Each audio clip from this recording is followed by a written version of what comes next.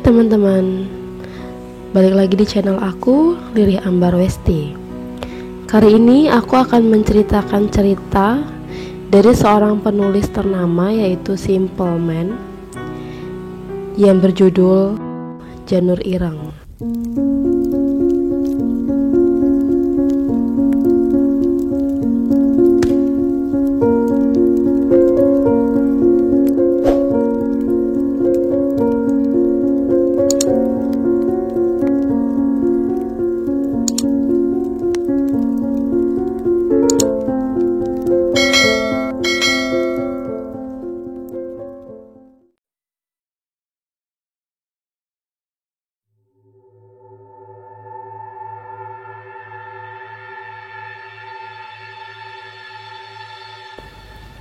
Jadi, Janur Ireng ini adalah cerita sequel yang sudah pernah ditulis oleh Simple Man di sebelumnya, yang berjudul Santet Sewu Dino.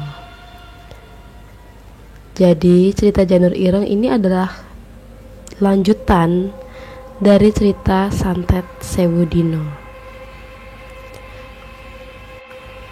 Mungkin teman-teman sudah ada yang pernah mendengar cerita Santet Sewu Dino.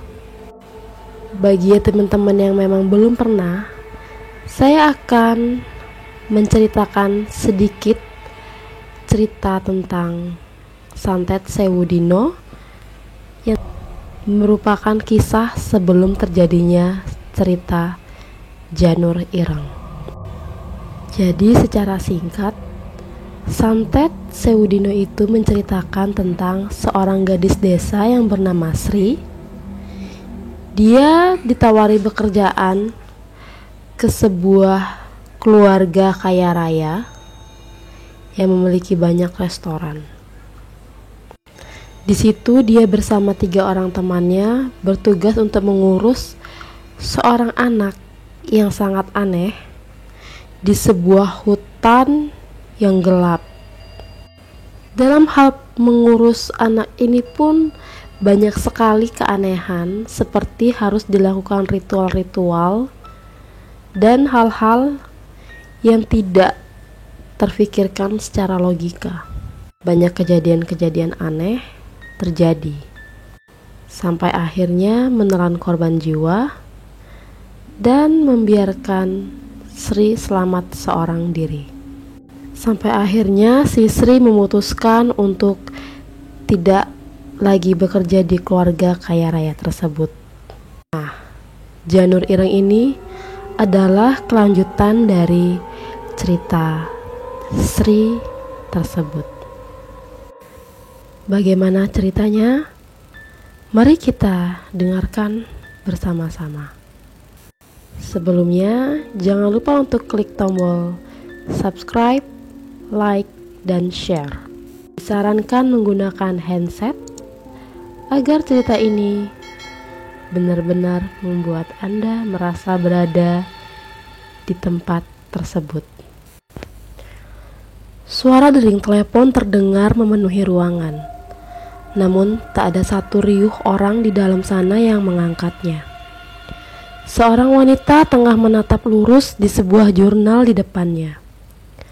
Sembari membolak-balik lembar per lembar, di tempat di mana wanita itu biasa menggunakan kertas-kertas itu sebagai bahan untuk menulis tajuk berita sebelum melemparkannya ke publik. Tiba-tiba, seorang menyentuh punggungnya. Mengejutkan, sembari menatap dirinya dengan ekspresi wajah bertanya, "Hei, ngapain sih lo? Itu telepon di meja lo bunyi dari tadi," katanya dengan suara ketus. "Oh iya, sorry, gue gak denger tadi," ucap si wanita yang tersenyum agak canggung.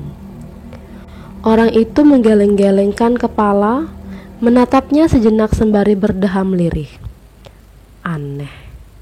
Sebelum ia melangkah pergi dengan wajah jengkel, sementara si wanita mengangkat telepon, terdengar suara dari ujung lain yang tampak sama gusarnya. "Bangsat lo ya," kata si penelepon setengah berteriak. Lo dari tadi kemana sih? Gue hubungin dari tadi gak diangkat-angkat. Iya, sorry.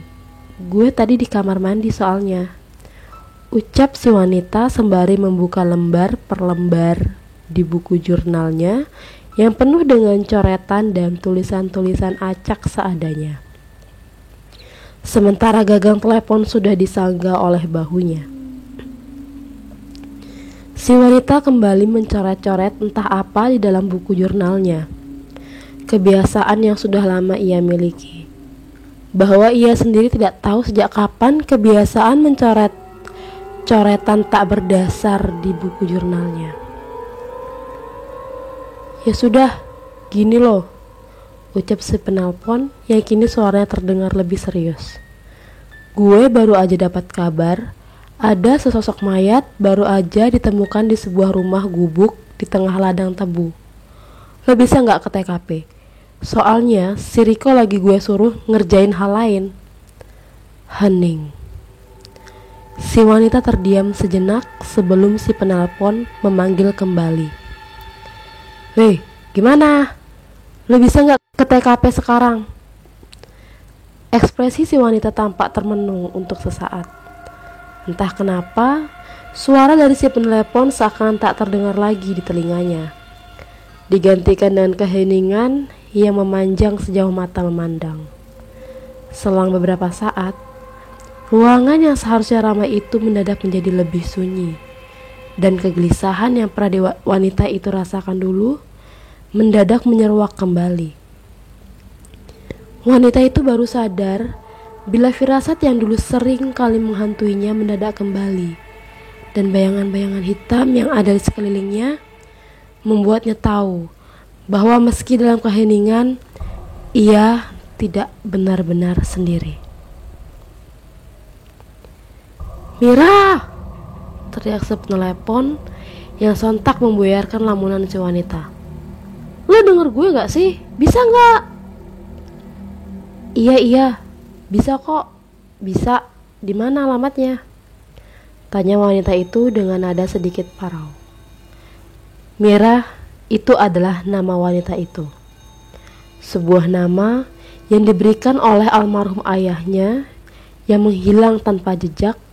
Meski begitu, Mira tumbuh menjadi seorang wanita yang tangguh.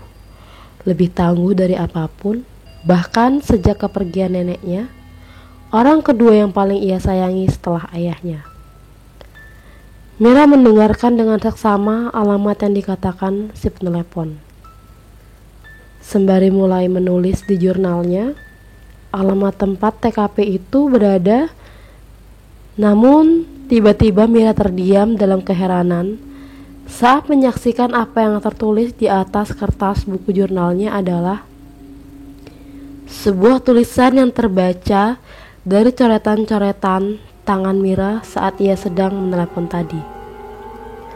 Meski hanya sebatas coretan-coretan acak yang dibuat serampangan, namun coretan itu bisa terbaca dengan aksara Jawa kecil di sampingnya.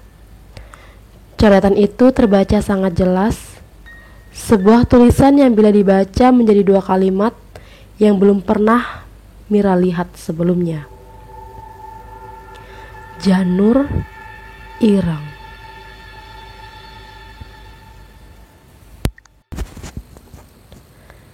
Mira melangkah turun dari mobil tua yang ia pinjam dari kantor untuk datang ke TKP, tempat di mana sesosok mayat yang baru ditemukan.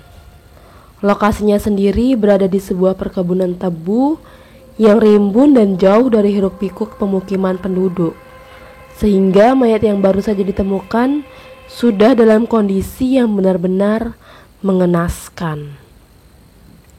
Setidaknya itu yang Mira tahu dari percakapan di telepon tadi.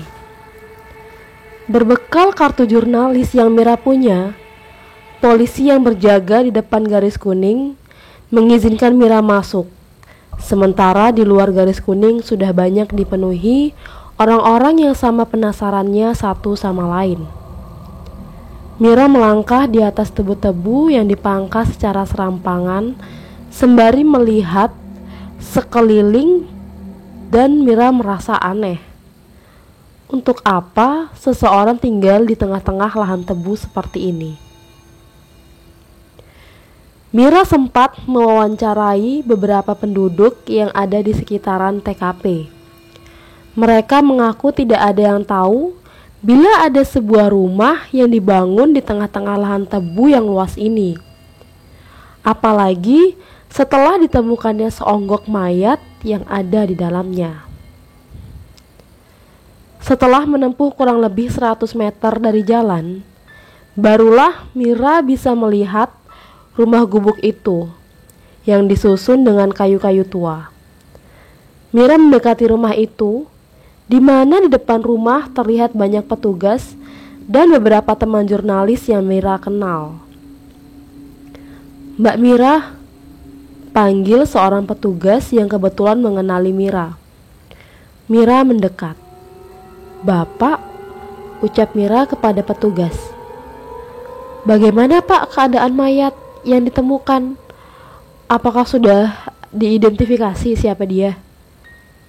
"Saat ini masih belum Mbak, informasi itu masih sedang kita dalami," ucap polisi yang membuat Mira mengangguk. "Lalu Pak, soal kematiannya bagaimana? Saya mendengar kalau kematiannya..." Mira terdiam sejenak. "Gak wajar." Si petugas yang hanya diam saja, sembari sesekali memperhatikan sekeliling. Mira bisa melihat gelagat yang tidak nyaman pada si petugas, sehingga tanpa menunggu jawaban, Mira langsung mengatakannya. "Boleh saya masuk Pak? Saya mau melihat kondisi mayatnya," tanya Mira, yang dijawab langsung oleh si petugas dengan anggukan. "Tentu Mbak Mira, tentu saja. Silakan." Tapi Mbak," polisi itu menatap Mira nanar. "Kondisi mayat itu sangat..." Mira terdiam menunggu. "Memprihatinkan." Mira mengangguk, mencoba mengerti maksud baik petugas yang berjaga. Mira pun melangkah masuk ke dalam rumah gubuk, tempat di mana Mira bisa melihat lebih banyak lagi petugas yang sedang mengerjakan pekerjaannya masing-masing. Tepat di sana, Mira menginjakkan kakinya di dalam ruangan tempat mayat itu berada. Mira langsung menutup hidung. Aroma busuk yang menyeruak itu langsung membuat Mira terhuyung. Makanan yang Mira telan seperti ingin melompat keluar. Sementara di sekelilingnya, orang-orang yang sedang mengidentifikasi menatapnya sebelum memberi Mira masker. Meskipun Mira sudah mengenakan masker, namun aroma busuk mayat itu masih tercium. Berkali-kali Mira menyentuh hidungnya dengan tangan, mencoba mengusir aroma memuakkan itu sampai matanya tertuju pada sosok mayat yang ada di depannya. Mira terdiam, bingung harus berkomentar seperti apa. Karena tepat di hadapannya terlihat seseorang yang tak dikenal tengah duduk bersila di atas ranjang dengan kondisi tanpa kepala. Mira masih tidak dapat berkomentar apa-apa selain syok menyaksikan ini. Ini adalah kali pertama Mira melihat hal ganjil yang seperti ini. Bagaimana mungkin hal seperti ini bisa terjadi? Sosok mayat tanpa kepala dengan kondisi ia masih duduk bersila. Di depannya ada sebuah meja kayu dengan beberapa anggop dari tanah liat berisikan air dan kembang, serta keris yang tersusun rapi di sebelahnya. Mira mengernyitkan kening. Ia berpikir sejenak, apa maksud benda-benda di depannya ini? Apa mungkin sosok ini adalah seorang dukun? Mira terdiam cukup lama sembari memotret mayat itu dari beberapa sudut yang bisa ia ambil. Sementara bau busuk itu semakin lama tercium, semakin busuk. Seakan-akan memberitahu Mira bahwa mayat ini sudah lama mati.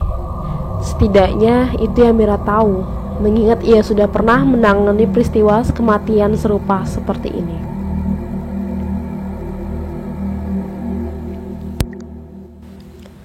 Lebih dari 3 hari tampaknya, ucap Mira dalam hati.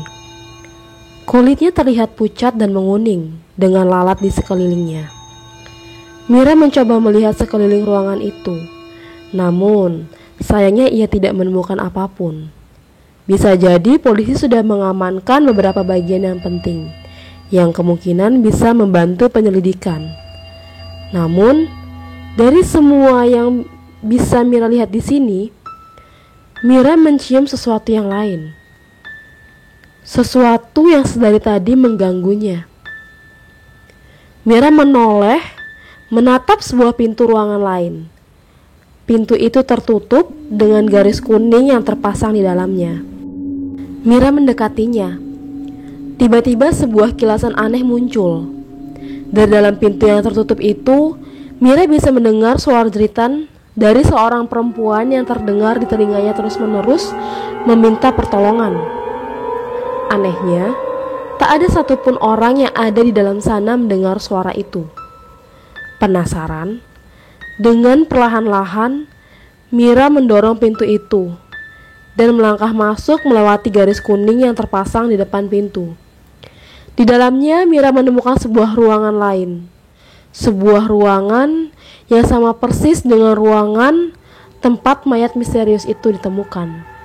Bedanya hanya ada ranjang kosong, di mana di dalam ruangan ini ranjang kosong itu ditutupi oleh sebuah tirai putih transparan.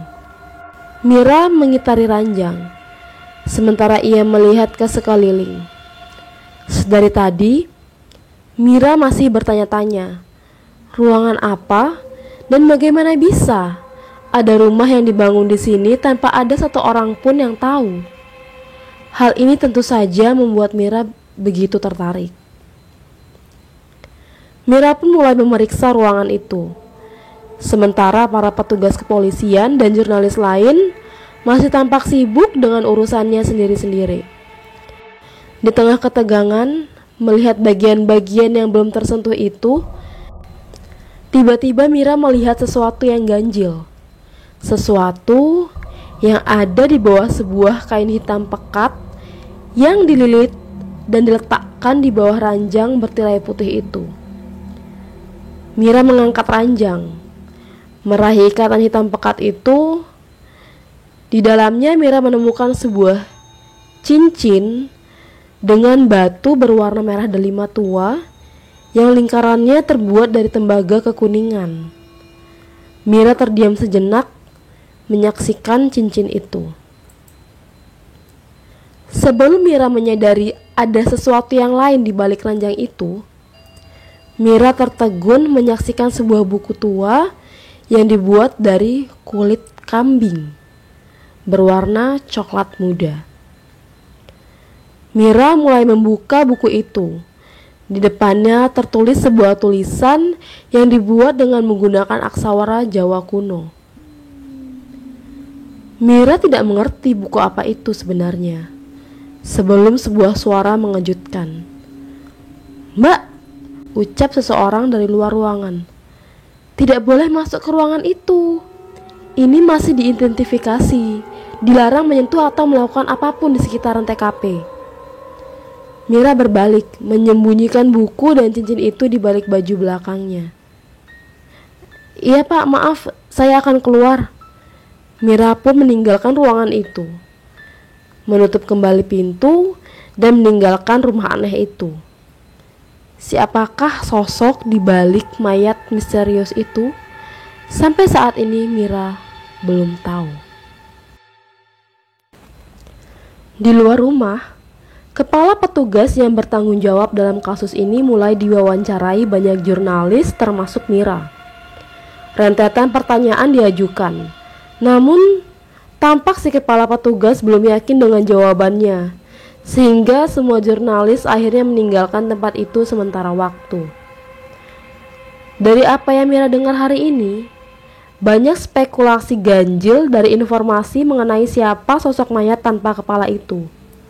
Selain itu, caranya mati pun masih jadi tajuk pertanyaan. Apakah ia ditebas? Namun, spekulasi bagaimana bisa seseorang menebas kepala tanpa membuat mayat itu tersungkur masih menjadi misteri. Pertanyaan itu sampai saat ini belum terjawab karena faktanya mayat itu ditemukan dalam keadaan duduk bersila. Mira kembali bersiap ke kantor dan mempersiapkan laporannya hari ini. Ia melangkah keluar dari lokasi menuju mobil tua yang ia parkir di samping jalan. Namun, tiba-tiba pandangan Mira teralihkan melihat seseorang tengah menatapnya jauh dari samping sebuah mobil hitam. Seorang wanita tua yang mengenakan kebaya dengan rambut disanggul memperhatikannya seakan ada sesuatu yang ia cari ada di dalam dirinya. Mira masih menatapnya sebelum sopirnya melangkah keluar dari dalam mobil dan membuka pintu. Wanita tua itu melangkah masuk, diikuti sopir, sebelum akhirnya mobil hitam itu melaju melewatinya. Mira membuka pintu mobil, melangkah masuk. Dilihatnya sekali lagi cincin dengan batu delima merah itu dan buku dengan kulit kambing sebelum Mira menyadari ada sesuatu yang ganjil pada dua benda itu. Saat Mira menimbang-nimbang apa hubungan sebenarnya dengan semua ini, tiba-tiba Mira teralihkan pada coretan di atas jurnalnya yang terbuka. Mira menatapnya sebelum menyadari tulisan dengan aksara Jawa itu terlihat sama dengan 1-2 kata penyebutan yang benar-benar sama. Mira membaca kembali tulisan itu dan Mira tahu arti aksara Jawa itu. Janur Ireng adalah santet yang menghabisi nyawa seluruh keluargaku.